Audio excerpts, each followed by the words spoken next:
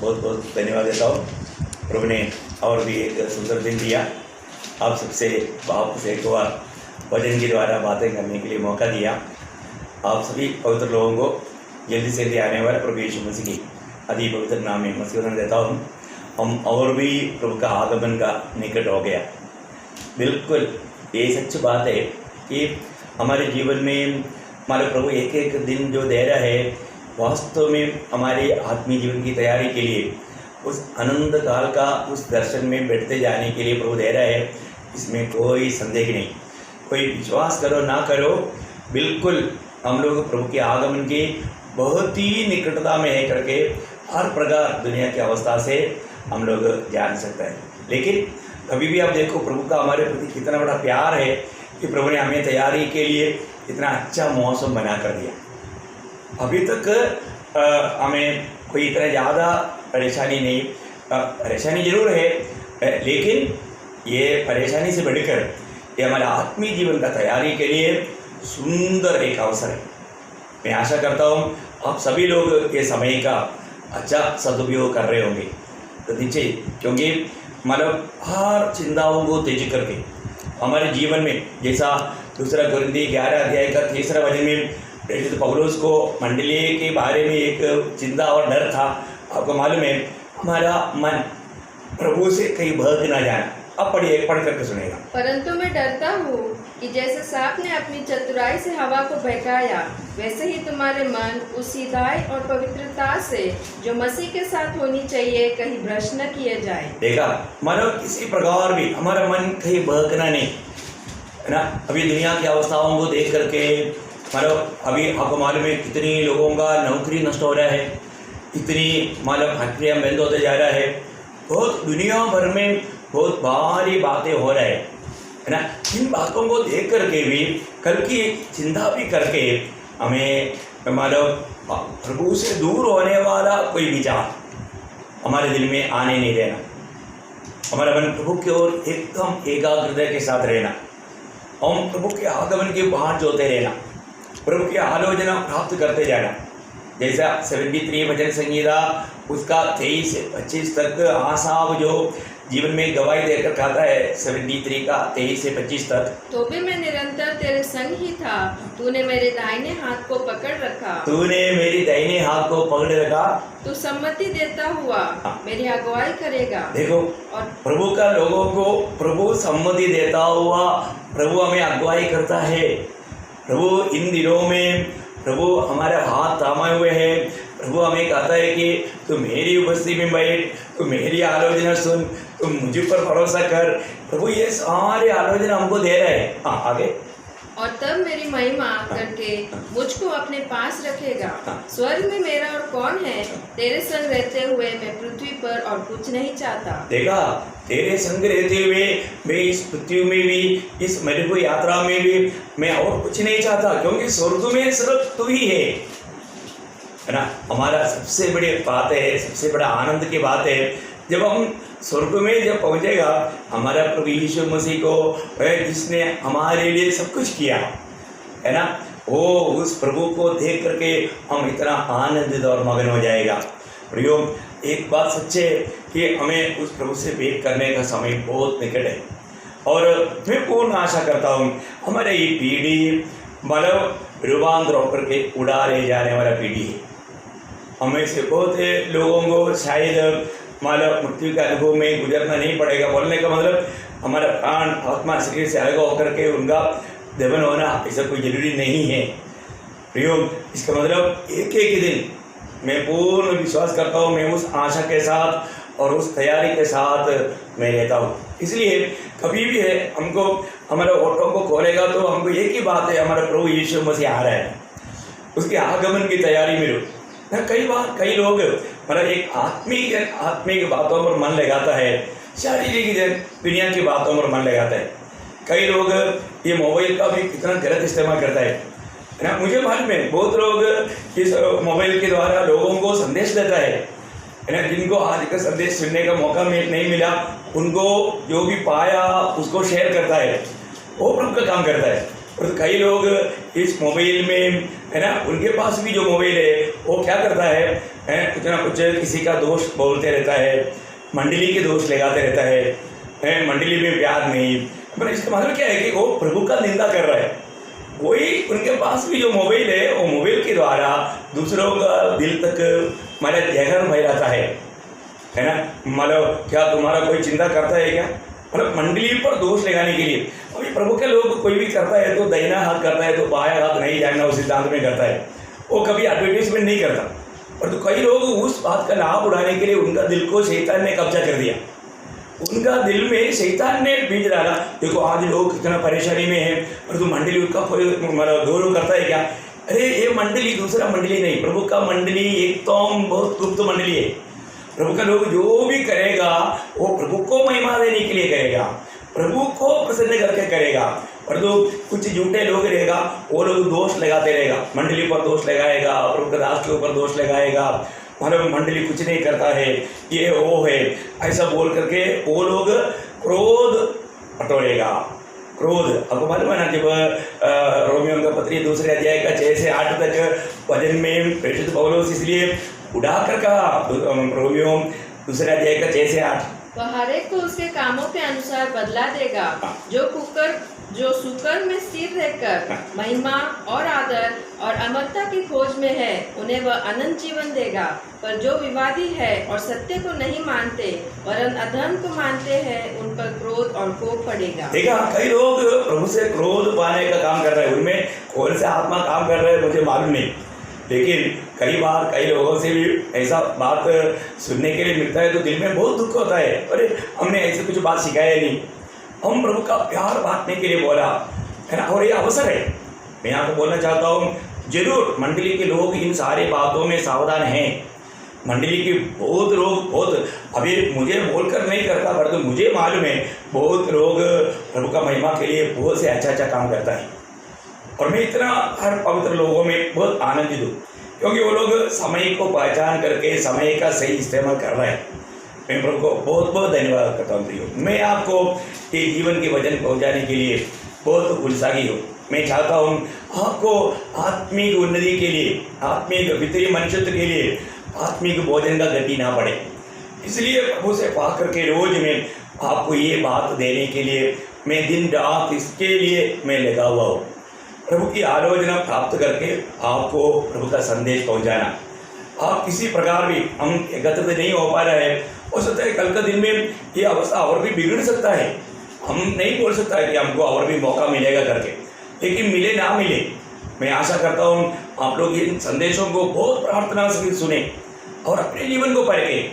मेरे दिल में हर एक प्रति प्यार के अलावा किसी की दोष लगाने वाला स्वभाव है क्या?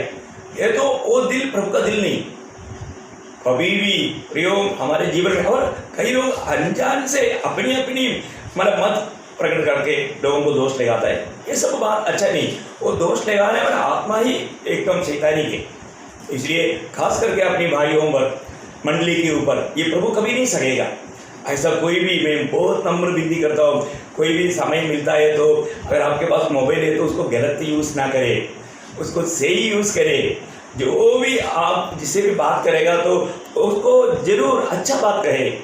आपने जो प्रभु से पाया वो लोग मसीह के रूप बन जाए, प्रभु यीशु मसीह को और भी अधिक जान सके, प्रभु से वो लिपटा ले सके।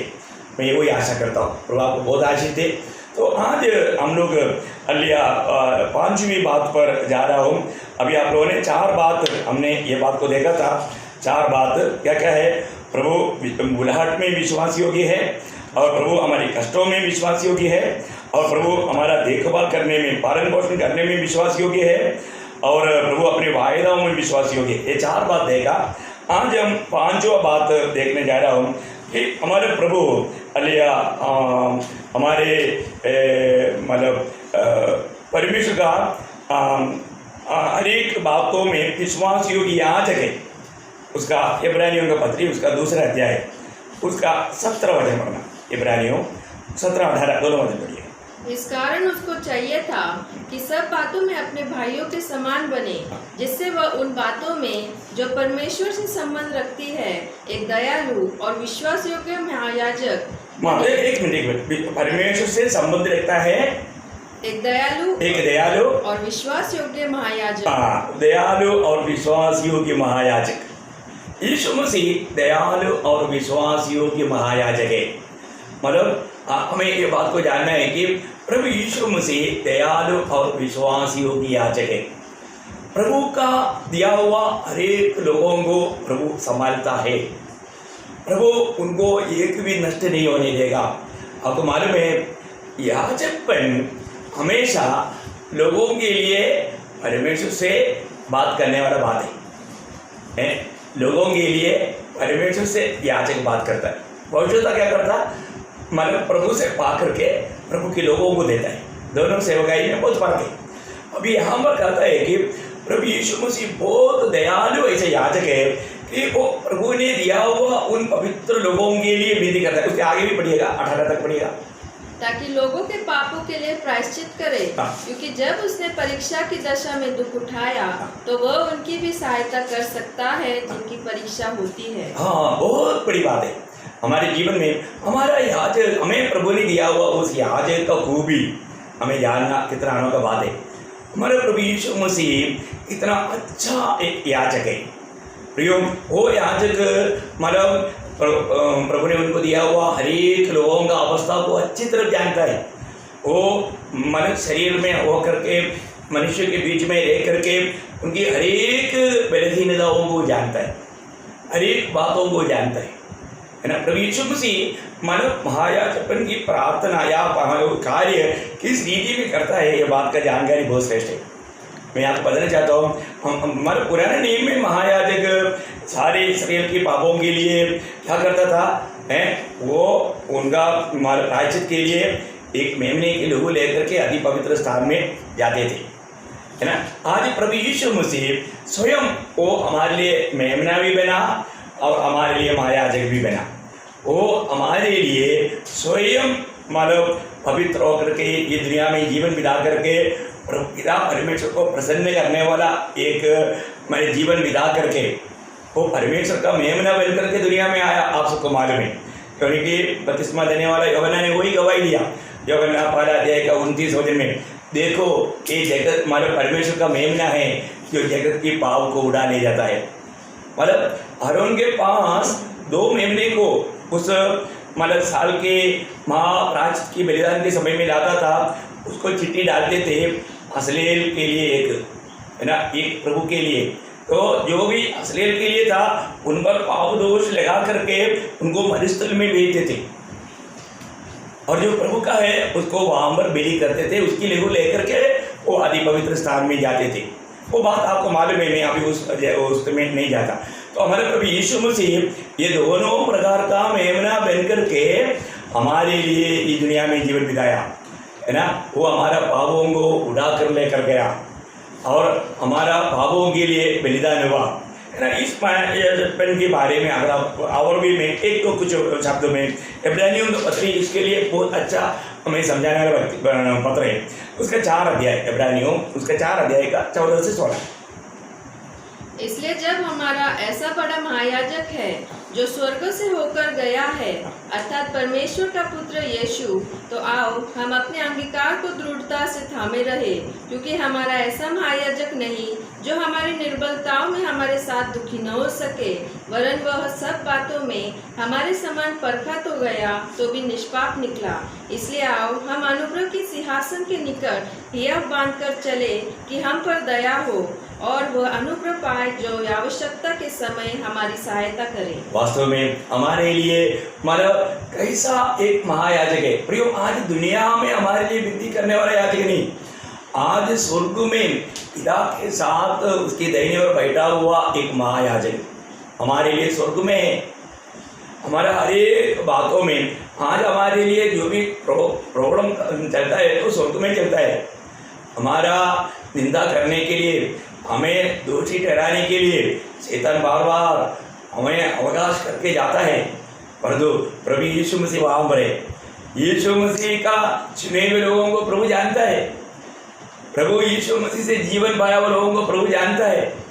ये शैतान कभी भी कुछ भी दोष लेकर के जाएगा तो प्रभु यीशु मसीह की उपस्थिति हमें बचाता है। ये दोष लगाने के टाइम पर प्रभु यीशु मसीह बोलता है, मैंने उसके लिए मेरा जान दिया, उसके लिए मैंने मेरी लहू बहाया। ये बात सुनते ही शैतान वहां से भाग जाता है। देख उसको, देख अभी उस पर कोई दोष नहीं, वो दोष नहीं देख सकता। बहुत बड़ी बात है।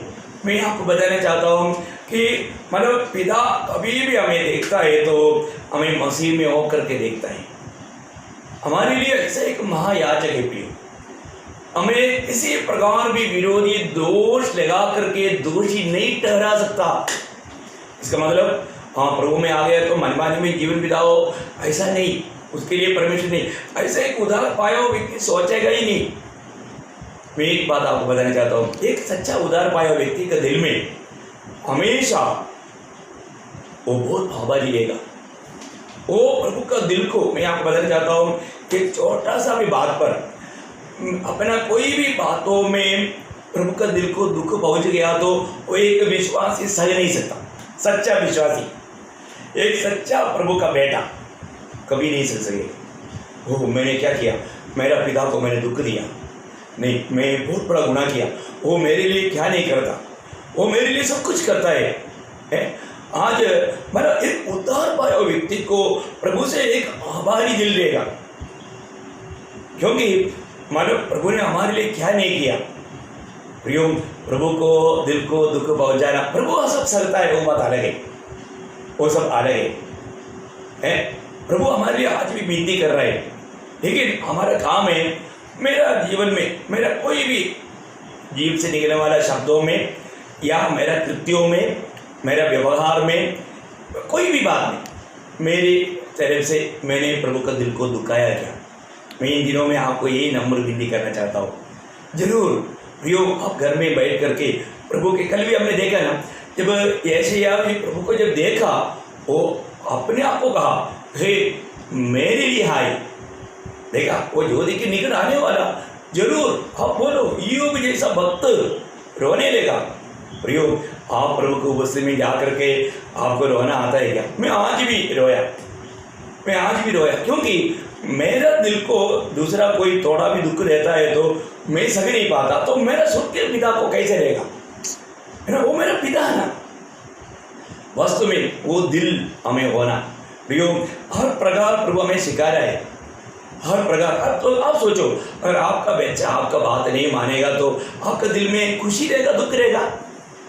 जरूर दुख रहता है प्रियो, जरूर दुख रहता है। और मतलब बच्चों का बात है कि जो भी माँ बाप कहता है उसको पूरा दिल से सुन करके काम करे।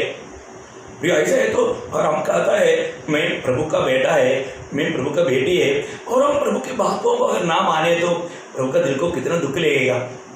हम अपनी मनमानी की राह पर चलता है तो प्रभु का दिल को बहुत दुख रहेगा।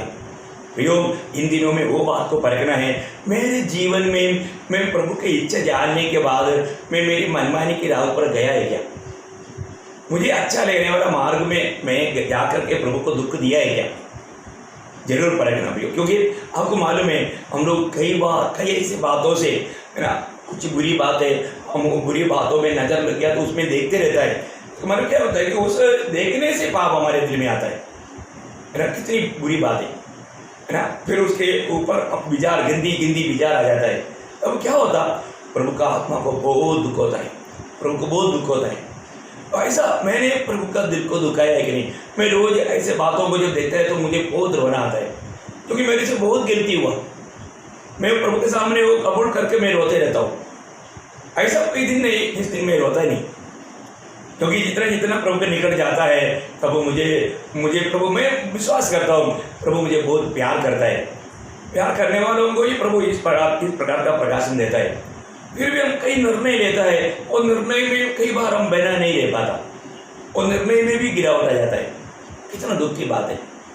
मैं आपसे आग्रह करता हूँ, देखो आज तक हम विश्वास में बना रहने का एक ही कारण हमारे लिए वो महायाजक प्रभु के पास है, वो हमारे लिए विनती कर रहा है, और हमारा कर्तव्य बार बार हम उस कृपासन के निकट जाकर हमें अनुग्रह चाहिए।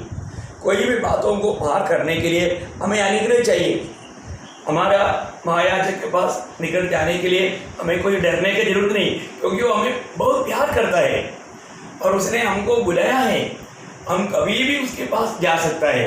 ये तो नहीं है कि मतलब मैं शाम के वक्त में या रात के वक्त में या सिर्फ ये ऐसा, नो, कभी भी आपको जिस वक्त प्रभु के अनुग्रह का जरूरत है, क्योंकि जीवन की यात्रा में हमें हमेशा प्रभु का अनुग्रह चाहिए।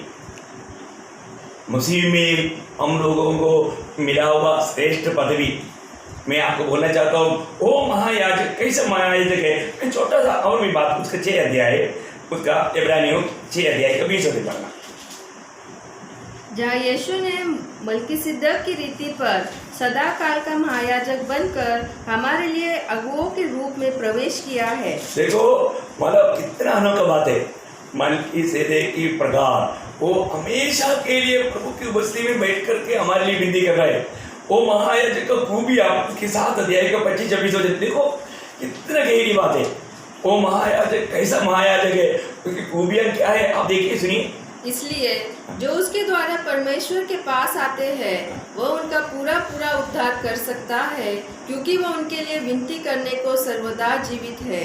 अतः ऐसा ही महायाजक हमारे योग्य था, जो पवित्र और निष्कपट और निर्मल और पापियों से अलग और स्वर से भी ऊंचा किया हुआ हो।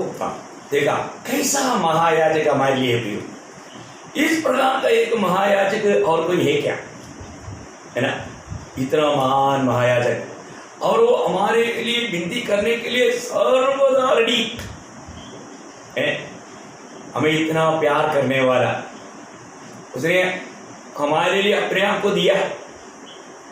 हम जब भी प्रभु के निकट जाता है तो है ना, मतलब यीशु मसीह वहाँ मरे, कोई भी बात में पिता कभी नहीं मना करेगा। कभी एक बात आपको बताना चाहता हूँ, मतलब प्रभु का ये सारी योजना प्रभु ने ये किया। आपको मालूम है कि मतलब हमारे प्रति प्रभु का योजना सब अभी की बात नहीं, ये अनादि काल की बात है। आदि में ही प्रभु ने ये सारा योजना बनाया, और तो प्रभु का समय के अनुसार प्रभु ये सारे काम पुत्र के द्वारा किया।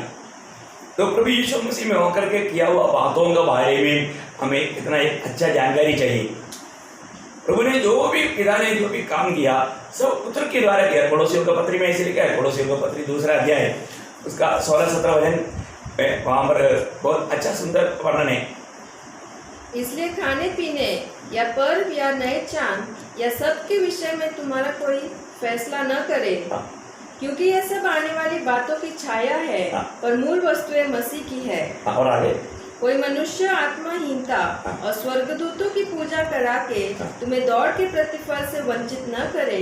ऐसा मनुष्य देखी हुई बातों में लगा रहता है और अपनी शारीरिक समझ पर व्यर्थ फूलता है, और उस शिरोमणि को पकड़े नहीं रहता, जिससे सारी देह जोड़ों और पट्टों के द्वारा पालन पोषण पाकर और एक साथ गढ़कर परमेश्वर की ओर से बढ़ती जाती है। देखो मतलब क्लियर कहता है कि हमें क्या करना चाहिए। वापस उसका 18 वचन पढ़ना। कोई मनुष्य आत्माहीनता और स्वर्गदूतों की पूजा करा के तुम्हें दौड़ के प्रतिफल से वंचित न करे।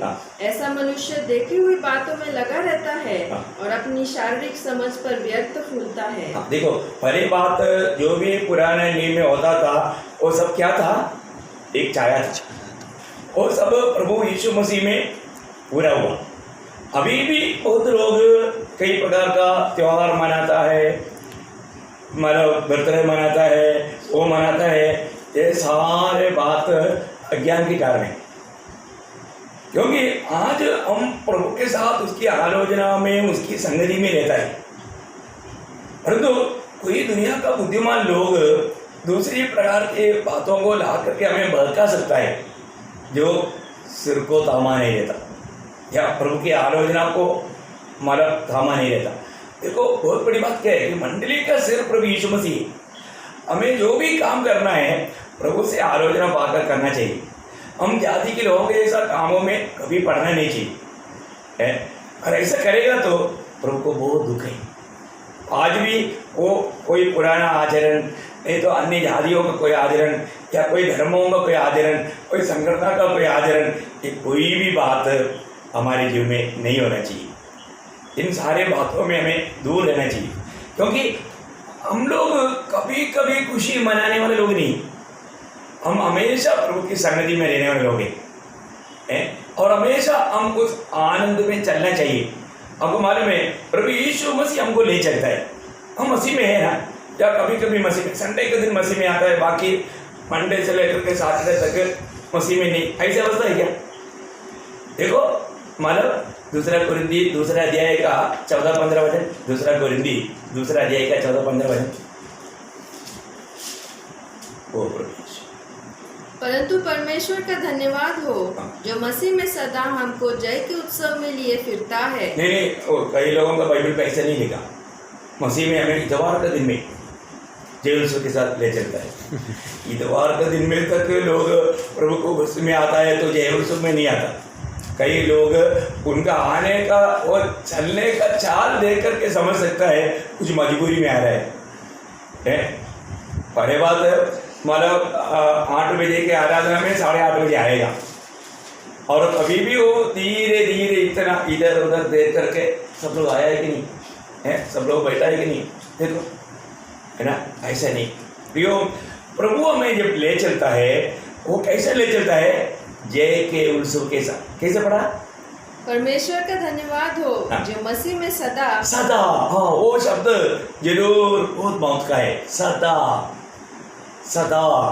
मैं इसलिए आपको बताना चाहता हूँ, निश्चय हम लोग सदा प्रभु की द्वारा चलाए जाने वाला प्रभु का मेमना बनकर जीना प्रिय है ना।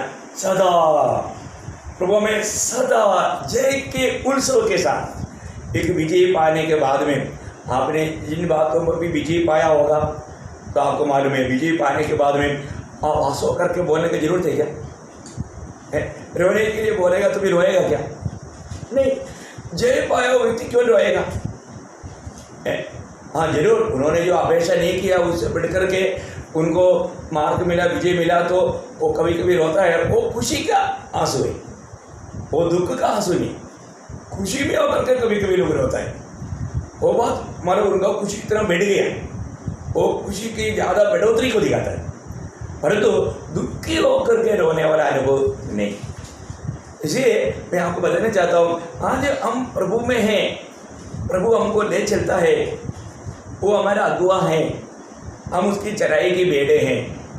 हमारा चरवाहा कितना अच्छा है, वो हमें कभी भी किसी प्रकार का भी मतलब निराश में लेने नहीं देता है ना। ये आपको मैं एक बात बताना चाहता हूँ कि आप लोगों को मैंने बताई वो बात है कि जब एक भाई और बहन मतलब उसकी माँ के भाई या मामा का घर में गया, मामा के घर में छुट्टी मनाने के लिए गया। छुट्टी मनाने के लिए गया तो उस समय में क्या हो गया, वो लोग खेल रहा था बाहर, मतलब वो बॉल खेल रहा था, छोटा बॉल, बहुत थोड़ा वजनदार है। तो खेलने के टाइम पर क्या हो गया, वो मतलब छोटा भाई ने वो ऐसा फेंका तो उधरी एक मुर्गी के बच्चे के ऊपर लगा, और मुर्गी के बच्चे के ऊपर लगा तो क्या हो गया, वो बच्चा उधरी मर गया। तो बहन ने बोला, देख तूने उसको मारा, अभी मैं जाकर मामा को बोलेगा और तुझे पिटाई मिलेगा। तो उसने बोला, प्लीज़ बहन आप मत बोलना है, मैं मतलब जो भी है तू बोलेगा मैं मानेगा। अभी मामा का घर में गया है तो मामी बहुत होशियार था। मामी क्या करता है, मामी इस मतलब बच्चे से बर्तन धुलाता था, कपड़ा धुलाता था। तो उसने बोला जो भी मैं बोलेगा तो मानेगा ना, तब मैं बताऊँगा नहीं मैं मानेगा। तो फिर मामी बोलेगा, ये रूथ, मैं ऐसे नाम रखा, इसका नाम रूथ नहीं है, ये कहानी है। तो ये रूथ तो बर्तन मतलब सब धोकर रखो। ओ मामी मतलब वो पिंटो ने बोला है उसको बहुत बर्तन धोना बहुत पसंद है, आज वो धोएगा बोला। अब ये क्या करने का, ये इन सारे बातों में काम नहीं करने का, सारा काम पिंटो से कराने का। अभी कोई भी काम बोलेगा वो सब बात, हाँ मामी वो है ना, वो पिंटो को बहुत पसंद है, वो करेगा बोलता है। वो पिंटो ऐसे बोलते कि तो क्या बोलते हैं, मैं बोलूँ नहीं मैं करेगा, ऐसा उसको डरा करके ये। अभी एक बार मामा ने देखा कि क्या बात है, ये पिंटो हमेशा बहुत दुखी रहता तो उसने मान लो एकदम प्यार से बुला कर उसको पूछा, क्या बात है बेटे, तुम बहुत निराश इधर आया तो बहुत खुशी से रहना चाहिए, आनंद से रहना चाहिए, तुम छुट्टी मनाने के लिए आया तो ऐसे दुखी क्यों? तो उन्होंने एकदम रोने लगा। तो बोले क्या बात हो गया?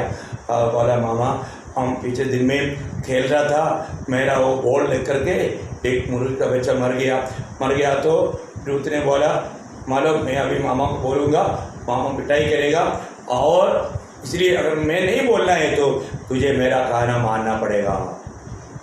तो इसलिए अभी ये जो भी काम है पूरा मेरे से कराता है, कपड़ा भी मेरे से धुलाता, बर्तन भी मेरे से धुलाता। मैं नहीं चाहता है तो भी वो मुझे पर ऐसा मतलब दिखाता है कि मैं बोलेगा, इसलिए मैं डर गया, इसलिए मैं काम करके करके थक गया, इसलिए मैं दुखी है। अरे वो मामा ने बोला, देखो पिंडो, तुम क्यों ऐसे बात मेरे को नहीं बोला है? वो ये तुम बच्चा क्या हो, सब बच्चा भी मानने से भी तुझे कुछ डांटेगा क्या? और तुम थोड़ी उसको मतलब ये किया, तुम जानबूझ कर थोड़ी उसको मारा, ये तो गलती से लगा, कोई बात नहीं बेटे, तुम ऐसे कभी नहीं मतलब ये करना है, कुछ से करो है, ऐसा कोई ऐसे काम नहीं करने का। अब ये बोलने के बाद में अभी और एक बार मामी ने बोला, रुथ अभी बर्तन पूरा पड़ा है। तो रुथ ने बोला, मम्मी वो पिंडो करेगा। पिंडो ने बोला, मैं नहीं करेगा, तुझे अभी वो बोल रहा है मैं अभी बोलूँगा, बोल जाकर अभी बोल।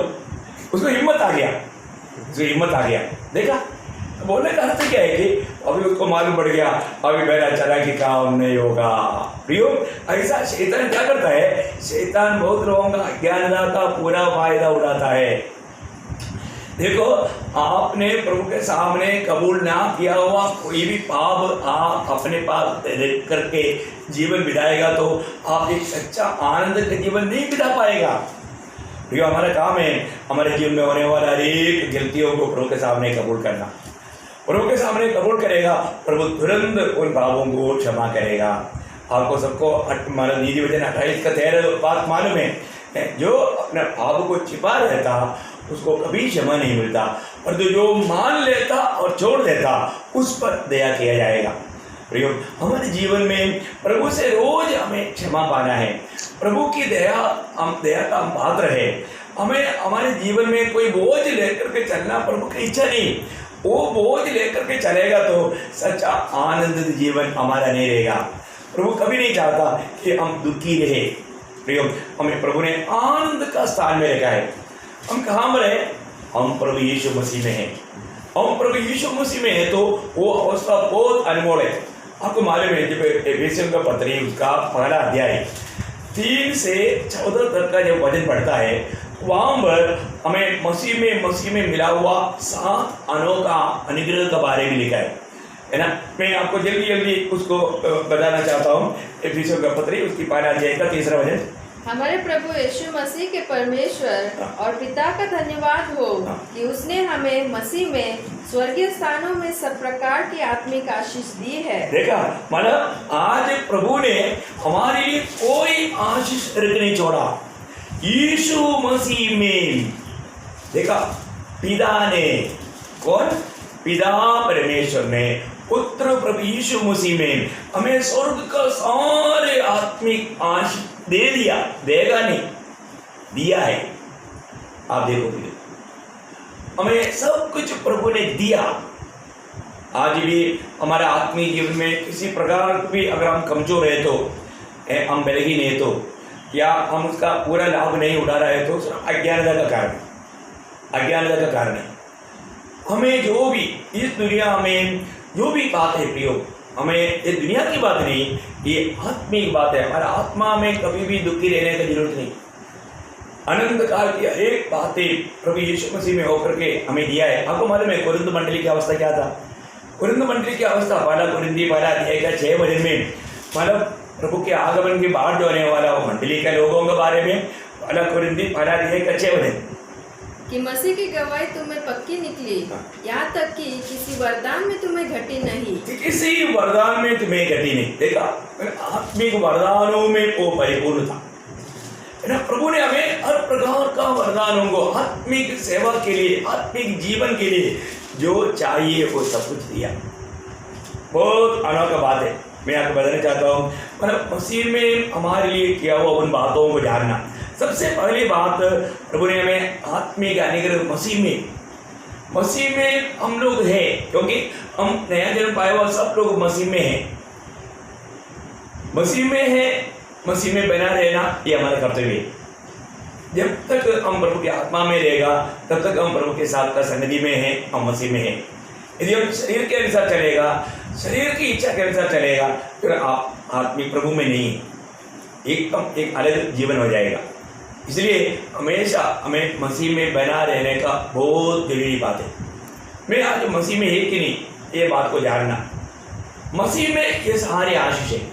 उसी अध्याय का आपका 5 वचन पढ़ना। और अपनी इच्छा के भले अभिप्राय के अनुसार हमें अपने लिए पहले से ठहराया। हाँ, बस मतलब प्रभु यीशु मसीह में हमको ठहराया या हमें चुना, बहुत बड़ी बात है। मतलब हमें प्रभु यीशु मसीह में, आपका शायद 6 वचन है, 6 वचन, कि उसने उस अनुग्रह की महिमा की स्तुति हो जिसे उसने हमें उस प्रिय में सेत में दिया।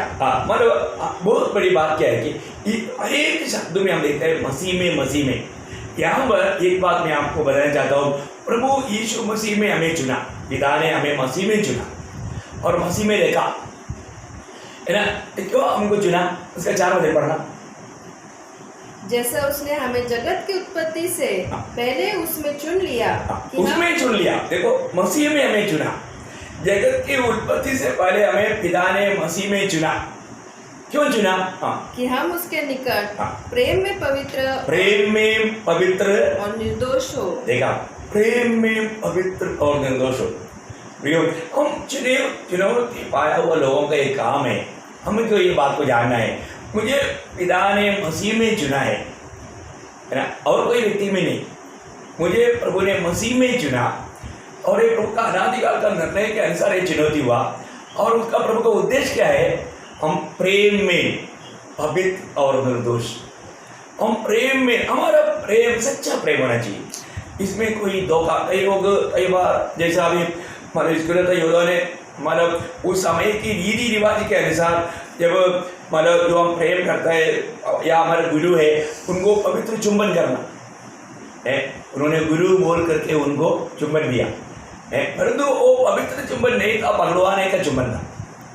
वो एक प्रकार मतलब धोखा दे रहा था, लेकिन प्रभु ने वो बात को पहचाना। तो हमारा चुंबन, हमारा जो भी बात है, अभी कोरोना के कारण कोई बात चुंबन नहीं देता, इवन हाथ तक नहीं मिला था।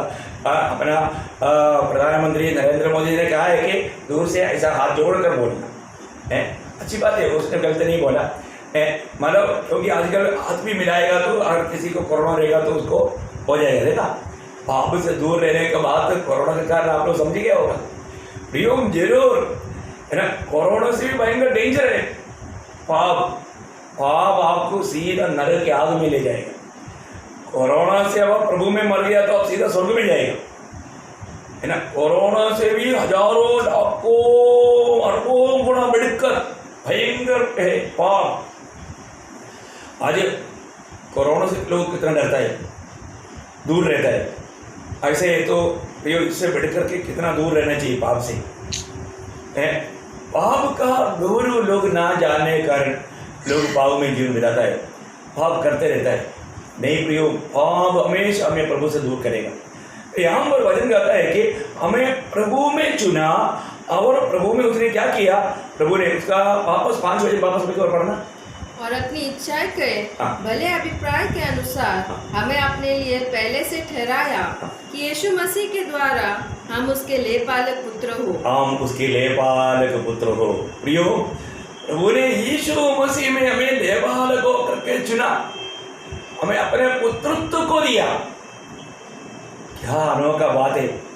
मैं सोचता हूँ मानो पिता परमेश्वर की मसीह में हमारा योजना को अगर हम देख पाए, हम कितना पिता को धन्यवाद करेगा। आज हम प्रभु का संतान है। वही बात यूहन्ना का सुसमाचार 1 अध्याय का 12-13 वचन में हम देखते हैं, जिन्होंने भी प्रभु यीशु पर विश्वास किया उन सबको हमारा प्रभु का संतान होने का अधिकार दिया, है ना। उन लोगों को प्रभु की ओर से एक नया जन्म मिला। ये दुनिया का रीति की बात नहीं, ये आत्मिक बात है। प्रभु पर विश्वास करना तक ये बहुत बड़ी प्रभु की दान है। और अभी हम देखा स्वर्ग का सारा आत्मिक अनुग्रह मिला यीशु मसीह में, हमें प्रभु यीशु मसीह में आत्मिक अनुग्रह मिला और प्रभु यीशु मसीह में पिता ने हमको चुना। और ये चुनौती का भेद एक बात मैं वहाँ पर बताना चाहता हूँ। 139 भजन संहिता का 16 से 18 वहाँ पर मतलब इस चुनौती के बारे में गहरा बात बोलता है। 139 भजन संहिता उसका 16 से 18। तेरी आंखें ने मेरे बेडोल तत्व को देखा और मेरे सब अंग जो दिन दिन बनते जाते थे वे रचे जाने से पहले तेरी पुस्तक में लिखे हुए थे। मेरे लिए तो हे परमेश्वर तेरे विचार क्या ही बहुमूल्य है। बाप रे, मेरे लिए तेरे विचार क्या ही बहुमूल्य है। उनकी संख्या का जोड़ कैसा बड़ा है। यदि मैं उनको गिनता तो वे बालू की किनकों से भी अधिक ठहरते। बाप रे, इसका मतलब आप सोचिए मतलब प्रभु का हमारे प्रति कितना गहरा गहरा सोच है। सही में हम उन बातों को थोड़ा जानेगा तो अपन बहुत प्रभु को स्तुति करते रहेगा। मैं यहाँ पे बताना चाहता हूँ, हम लोग मतलब धन्यवाद ही बना रहना करके वजन में हमें पड़ोसी 3:15 में लिखा है। हम उसके आखिरी में आपको उसमें 16 में हो सकता है।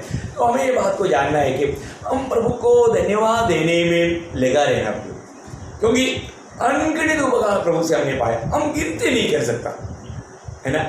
आप सोचो, पर तो हम धन्यवाद देते हैं क्या? हम एक दो धन्यवाद दिया तो वहाँ पर बंद हो जाता है। लेकिन हमने प्रभु से पाया हुआ, प्रभु का वचन में लिखा है, उसका किसी भी प्रकार का उपकार को नहीं भूलना। हम अनेक उपकारों के लिए प्रभु को धन्यवाद देने के लिए हम लोग जिम्मेवार हैं, लेकिन नहीं करता। तो प्रभु ने हमें मसीह में चुना और मसीह में हमें लेबालक पुत्र बनाया। और उसका 7 वचन पढ़ना, हमको उसमें उसके लहू के द्वारा छुटकारा। देखा मतलब उसमें बोलेगा तो प्रभु यीशु मसीह में। देखा इसके मतलब सारे आत्मिक अनुग्रह पिता ने हमें मसीह में दिया है और मसीह में हमको चुना है और मसीह में हमें लेपालक बनाया, पुत्र बनाया और मसीह में हमारा छुटकारा है। आप देखो, मसीह में हमारे छुटकारा या मसीह हमारा छुटकारा है। मसीह ने हमारा छुटकारा का कार्य किया है, इतना बड़ी बात है। उसने जब पहला पत्रोस पहला अध्याय का 18-19 वचन, तुम्हारा छुटकारा नाशवान कोई वस्तुओं से नहीं, सोना चांदी से नहीं, प्रभु यीशु मसीह की पवित्र लहू के द्वारा है। उस मेमने के लहू के द्वारा यीशु मसीह ने हमारी छुटकारे के दाम में अपनी पवित्र लहू बहाया। प्रभु ने हमें छुटकारा दिया, हम छुटकारा पाया वो लोग हैं।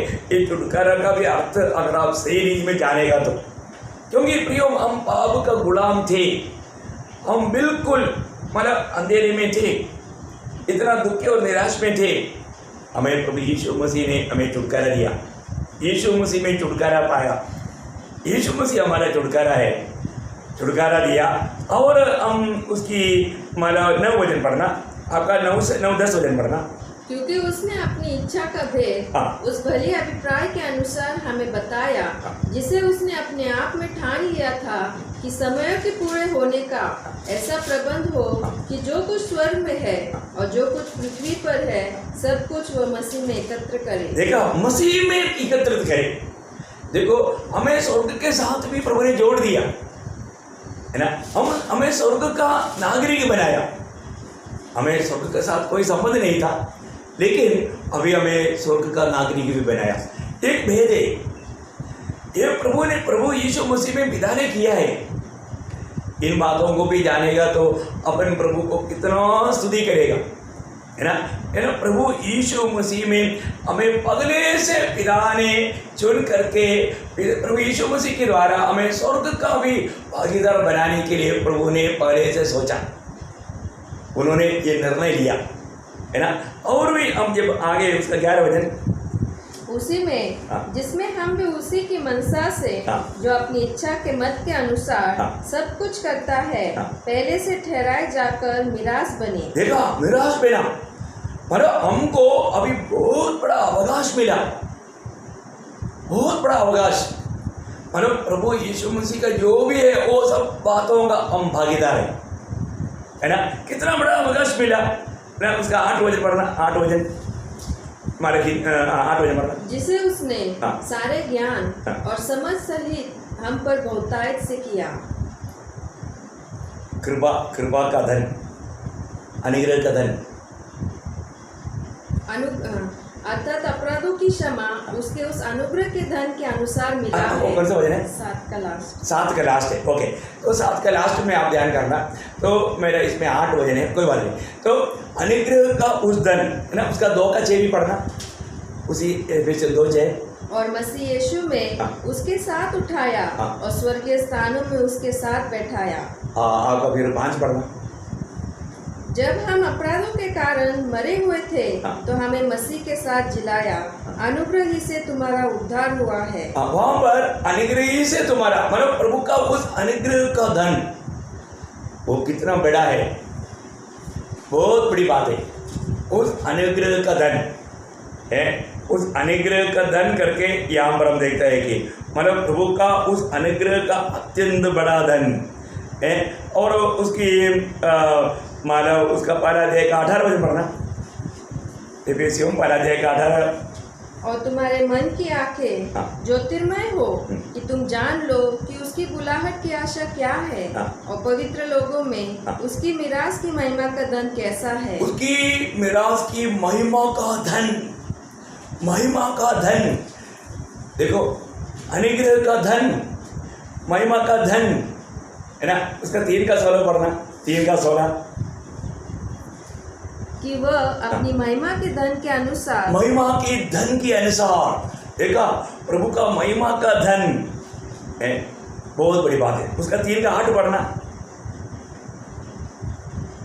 मुझ पर जो सब पवित्र लोगों में से छोटे से भी छोटा हूँ, यह अनुग्रह हुआ कि मैं अन्य जातियों को मसीह के अगम्य धन का सुसमाचार। अगम्य धन, देखो प्रभु मसीह का अगम्य धन, ये सबका हम बारिश बना। और इन शब्दों को थोड़ा समझना बहुत मुश्किल है। मैं बोलने का अर्थ है, यहाँ पर हमें प्रभु ने उसका, प्रभु यीशु मसीह में उसका मिरास बनाया। प्रभु का मिरास का मतलब अवकाशी, हमें भी उसका अवकाश का पात्र बनाया, मिरास बनाया। बहुत गहरी बात है, यीशु मसीह में हमें मिला वो बात कितना श्रेष्ठ है। और एक बात और मैं आपको बताना चाहता हूँ, उसका 13 वचन।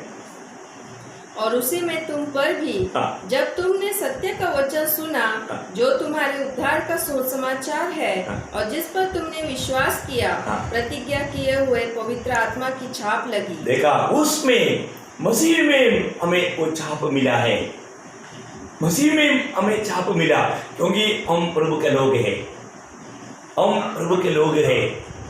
बहुत बड़ी बात है प्रियो, आज जो भी नया जन्म पाया है, और ये बात स्वर्ग का सारा आत्मिक अधिग्रह में वो संपन्न है ना।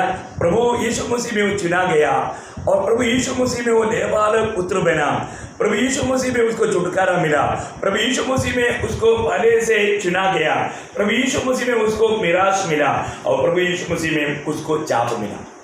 देखा, सब मसीह में है। वो अध्याय बार बार प्रभु यीशु मसीह में हमें मिला हुआ उस अतुल्य धनों के बारे में, अतुल्यता के बारे में मालूम है। जब भी उन भागों को जो पढ़ता है, आपको मालूम है, एफेसियों का पत्र को पत्रियों का रानी कहा जाता है। आपको जब भी टाइम मिलेगा तो वो पढ़ेगा, तो आपका दिल में मतलब प्रभु का जो भाग बन गया, हम प्रभु का शरीर का एक अंग है ना, उस बात का बारे में बहुत बड़ा प्रकाश मिलेगा। मसीह जीवन, मंडली जीवन कितना धन्य है। प्रभु यीशु मसीह आज हमारे लिए पिता की और हमारे पिता की देने और हमारे लिए विश्वास योग्य महायाजक बन करके याजक का काम करता है। और मसीह में प्रभु ने हम सबको इतना धन्य अवस्था में लाया। एक बात तो मैं यहाँ पर आपको खास करके बताना चाहता हूँ, वो ये है कि मतलब प्रभु यीशु मसीह जब दुनिया में था, उस समय में प्रभु यीशु मसीह ने एक महायाजकपन का प्रार्थना किया। यीशु मसीह की प्रार्थना, कई लोग यीशु मसीह की प्रार्थना को गलत रीति में सोचते हैं। वो मत्ती के सुसमाचार 6 अध्याय का 9, 10, 11 वचन नहीं, वो 6 लोगों का प्रार्थना है।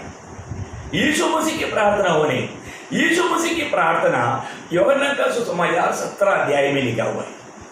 यीशु मसीह की प्रार्थना का एक विवरण, एक संक्षिप्त विवरण मैं आपको बताना चाहता हूँ। अभी यीशु मसीह की प्रार्थना 17 अध्याय से कई बार मैंने मंडली को बताया, लेकिन मैं इस वक्त में वो प्रार्थना में 3 भाग है, उस प्रार्थना का 3 भाग है और 3 विषय भी है। अरे मैं वो 3 भाग आपको बताऊंगा ताकि आपको चाहे तो आज आप एक बार पूरा अध्याय आप पढ़कर देखिएगा। उसका पहला भाग 17 अध्याय का 1 से 5 तक प्रभु यीशु मसीह ने स्वयं अपने लिए प्रार्थना किया पिता से। आपको जल्दी सुना सकता हूं मैं, चलिए पढ़िएगा। यीशु ने ये बातें कही और अपनी आंखें आकाश की ओर उठाकर कहा, हे पिता, वह घड़ी आ पहुंची है, अपने पुत्र की महिमा कर कि पुत्र भी तेरी महिमा करे, क्योंकि तूने उसको सब प्राणियों पर अधिकार दिया कि जिन्हें तूने उसको दिया है उन सबको वह अनंत जीवन दे। और अनंत जीवन यह है कि वे तुझ एकमात्र सच्चे परमेश्वर को और यीशु मसीह को जिसे तूने भेजा है जाने। जो कार्य तूने मुझे करने को दिया था उसे पूरा करा के मैंने पृथ्वी पर तेरी महिमा की है। अब हे पिता, तू अपने साथ मेरी महिमा उस महिमा से कर जो जगत की सृष्टि से पहले तेरे साथ थी। देखा, जगत की सृष्टि से पहले पिता के साथ जो महिमा में था वो महिमा करने के लिए अभी यहाँ पर प्रभु यीशु मसीह अपने लिए पिता से प्रार्थना करते हैं। ओके, अभी दूसरा भाग क्या है, उसका 6 वचन से 19 वचन तक प्रभु अपने चेलों के लिए प्रार्थना किया। ये भी बहुत बड़ी बात है ना। चेलों के लिए किया हुआ प्रार्थना बहुत लंबा है, मैं अभी इसको पढ़ना नहीं चाहता। ओके, और तीसरी भाग ये है उसका 17 अध्याय का 20 से 26 तक। ये भविष्य में प्रभु यीशु मसीह में विश्वास करने वाला विश्वासियों के लिए किया। देखा, वो 3 भाग का प्रार्थना। आप इन बातों को लिख करके अब उस अध्याय को पढ़ना है ना। पहला भाग में प्रभु यीशु मसीह ने स्वयं के लिए प्रार्थना किया। दूसरा भाग कौन सा है, 17 अध्याय का 6 से 19, ध्यान देना, 6 से 19। ये भाग में वो उस समय के शिष्यों के लिए प्रार्थना किया। और 17 अध्याय का 20 से 26 भविष्य में प्रभु यीशु मसीह में विश्वास करने वाला सारे लोगों के लिए, भविष्य में विश्वास करने वाला और उस समय में विश्वास किया हुआ सबके लिए कॉमन डिग्री में प्रार्थना किया। ये है उस प्रार्थना का एक प्रकार का विवेचन। अच्छा, अभी इसमें प्रभु ने 3 बातों के लिए प्रार्थना किया, वो बहुत महत्वपूर्ण है। मैं वो बात आपको बताना चाहता हूँ, है ना। 3 बातों के लिए प्रार्थना किया, मतलब खास करके आपको मालूम है प्रभु का प्रार्थना सब मंडली के लिए है खास करके, परंतु यहाँ पर इस प्रार्थना में भी प्रभु ने 3 प्रकार हमारे लिए प्रार्थना किया मंडली के लिए, प्रभु के चुने हुए लोगों के लिए। सबसे पहले किस बात के लिए प्रार्थना किया मालूम है? हमारी सुरक्षा के लिए पिता से प्रार्थना किया, क्योंकि प्रभु को मालूम है अभी प्रभु मानव अपने पिता के पास जा रहा है, तो पिता से मंडली की सुरक्षा के लिए प्रार्थना किया। मैं वो बात मैं आपको पढ़ाऊंगा, उसका 17 अध्याय का 11 वचन पहले पढ़िए। मैं अब जगत में न रहूंगा, परंतु ये जगत में रहेंगे, और मैं तेरे पास आता हूँ। हे पवित्र पिता, अपने उस नाम से जो तूने मुझे दिया है उनकी रक्षा कर कि वे हमारे समान एक हो। देखा, बहुत बड़ी बात है प्रियो। यहाँ पर प्रभु ने मानव मंडली के लिए प्रार्थना किया, उनका सुरक्षा के लिए प्रार्थना किया। किस लिए प्रार्थना किया है? उसका वापस उसके लास्ट बात पढ़ना, उनकी रक्षा कर उनकी रक्षा के लिए, क्योंकि वो दुनिया में रहने के समय में कई रीति में क्योंकि दुनिया का ईश्वर शैतान मौका दे करके उनको धोखा देगा। ये सारी बात प्रभु जानते हैं। उसका 15 वचन भी पढ़िएगा। मैं ये विनती नहीं करता कि तू उन्हें जगत से उठा ले, परंतु यह कि तू उन्हें उस दुष्ट से बचाए रख। देखा, उस दुष्ट से बचाए रखना पिता। देखो, उनको ये दुनिया से उठा कर ले जाओ करके मैं प्रार्थना नहीं करता, परंतु उसकी दुष्ट के हाथ में पड़ने नहीं देना। कितना अनोखा बात है। उस समय में ही यीशु मसीह ने हमारे लिए प्रार्थना किया। हमको मालूम है यीशु मसीह हमेशा लोगों के साथ रहने के टाइम पर, आपको याद है पिछले दिन में भी मैंने आपको बोला था, जब लूका 10:22 अध्याय में 31 और 32 वचन में, उस समय में हुआ वो पत्रोस चेला लोग भी नहीं जानता, परंतु प्रभु ने उनको समझाया। प्रभु उस बात को जानता है ना। उस समय में भी शैतान उन लोगों को मांगा, वहां पर प्रभु ने अगर नहीं बोला होता हम लोग भी नहीं जानना था। प्रभु ने बताया। पढ़ी 22 का उसका 31 और 32 वचन। शिमोन है शिमोन, देख शैतान ने तुम लोगों को मांग लिया है कि गेहूं के समान फटके, परंतु मैंने तेरे लिए विनती की कि तेरा विश्वास जाता न रहे। देखा, तेरा विश्वास जाता ना रहे, ठीक है ना। देखो, तुम लोगों को मांगा, लेकिन मैंने तुम लोगों के लिए विनती किया। उस समय में भी प्रभु विनती करता था। प्रियो, विरोधी कैसे भी प्रभु के लोगों को फंसाने के चक्कर में है। आप हमेशा ये बात को मैं आपको बताना चाहता हूँ, मसीह में है तो आप आत्मा में रहेगा। आप प्रभु की आत्मा में है तो आत्मा का फल रहेगा। इसलिए एक दिन में जैसे हम श्वासोच्छ्वास रहता है ना, ऐसा अपने आप में परखने का मुझ में आत्मा का फल है कि नहीं। आत्मा का फल नहीं है इसका मतलब मैं मसीह में नहीं हूँ, मैं शरीर में हूँ। शरीर में जब रहता है, आपको मालूम है, शरीर में रहने वाला उन शरीर में रहने वालों को खाने के लिए परमिशन प्रभु ने दिया है। क्योंकि सर्प को क्या बोला था, मिट्टी तेरा भोजन देगा। मनुष्य क्या है, मिट्टी है। तो जो प्रभु में उसकी आत्मा में नहीं रहेगा तो शैतान को व्यक्ति को खाने का मौका अधिकार है। आप देखो, जब भी आप शरीर में रहेगा तो आप टेंशन में रहेगा, आप आत्मिक आनंद में नहीं रहेगा, आत्मा का फल आप में दिखेगा नहीं। और उस समय में शैतान आपको पूरी तरफ से चाट रहा है। आप इस बात को जरूर जानना पड़ेगा। मैं आपको बताना चाहता हूँ, आपको कभी भी ऐसा कोई टेंशन हो रहा है, कोई मतलब अशांति हो रहा है, कुछ निराशा अनुभव हो रहा है, तुरंत जानना इसके पीछे अंधकार का हाथ है। शैतान धोखा दे रहा है। अब तुरंत क्या करना चाहिए, आत्मा में हो जाना। आत्मा में होने के लिए क्या करना, हे प्रभु यीशु मैं आपको प्यार करता हूँ, दिल की गहराई से। जब भी आप प्रभु यीशु मसीह को पुकारेगा, हे मेरे प्रभु यीशु मसीह मैं आपको प्यार करता हूँ, क्योंकि प्रभु यीशु मसीह के नाम लेने, आजकल आप देखो, आजकल बहुत प्रचारक लोग आत्मा में प्रचार नहीं करता, क्योंकि वो यीशु यीशु बोलता है, आखिर यीशु के नाम से बोल करके खत्म करता है। वो बिल्कुल आत्मा का प्रार्थना है ही नहीं। चाहे वो इतना भी अच्छा भजन सुनाया होगा, परंतु वो आत्मा से पाया हुआ भजन नहीं, प्रभु को महिमा देने वाला बात नहीं। प्रियो, आज मैं आपको बोलना चाहता हूँ, बहुत लोग, बहुत फेमस प्रचारक लोग, वो जरूर, क्योंकि देखो दुनिया का कीर्तिमान लोग प्रभु के लिए उसके दृष्टि में कुछ भी नहीं। सच्चा प्रभु का दासों को लोग जानता भी नहीं। हमारा प्रभु यीशु मसीह कितना महान है। हम उसको सिर्फ यीशु करके, वो जो शरीर में आया हुआ वो समय के लिए दिया हुआ नाम है। वो तो दूसरा कुरिन्थी 15 का 16 वचन में लिखा है। आज हम शरीर के अनुसार हम प्रभु को नहीं जानते। आज हमें प्रभु यीशु को महिमा में रहने वाला प्रभु करके जानना।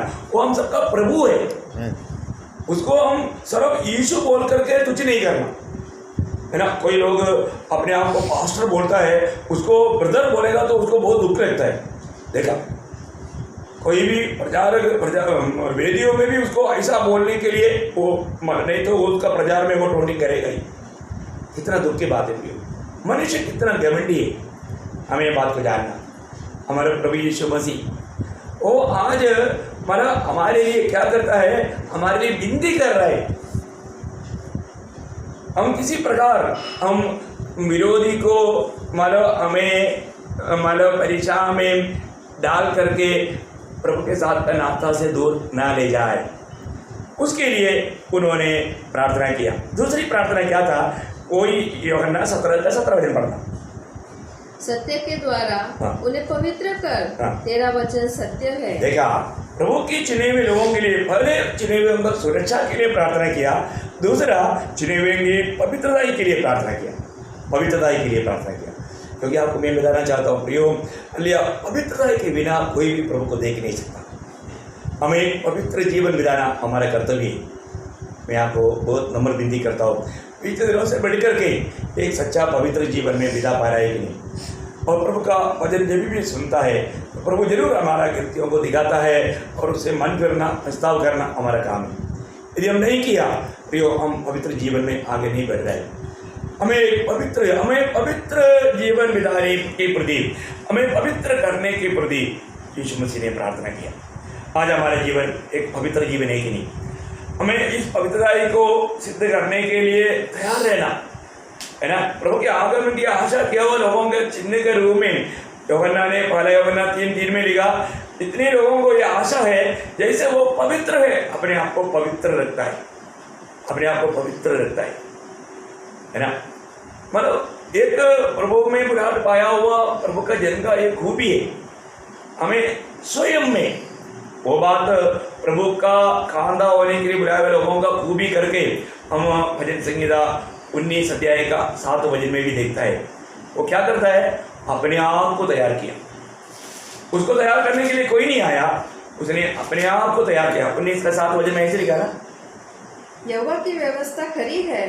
अरे वहां पर पढ़ रहा है प्रकाशित वाक्य, कौन सा वचन पढ़ा है? तो बोला, सॉरी साम्स बोला, सॉरी मैंने किताब गलत बोला। प्रकाशित वाक्य 19 अध्याय का 7 वचन।